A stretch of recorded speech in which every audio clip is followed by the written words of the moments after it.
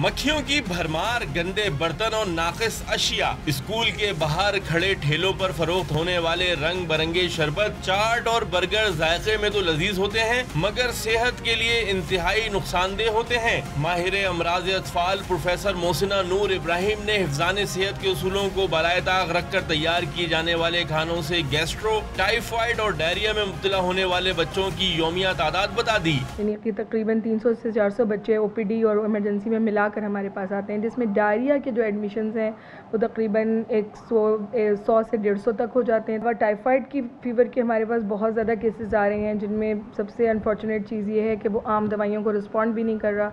मुश्किल से जो बहुत रेयर दवाइयाँ और बहुत महंगी दवाइयाँ, उनको टाइफाइड का जरासीम जो है वो रिस्पॉन्ड करे। बच्चों को मयारी और गैर मयारी खानों का फर्क समझाना वालिदैन की जिम्मेदारी है, मगर कुछ वालिदैन ऐसे भी हैं जो बच्चों की जिद के आगे उन्हें मुज़िर सेहत अशिया खुद खरीद कर खिलाते हैं। जाहिर सी बात है, स्कूल के बाहर जो केबिन वगैरह लगा होगा, बच्चा स्कूल से बाहर निकलेगा तो उसने पहली जिद पकड़नी है, ये दिलाओ वो दिलाओ। ये तो स्कूल वालों को चाहिए ना कि बाहर नज़र रखें क्या चीज़ बिक रही है क्या नहीं बिक रही।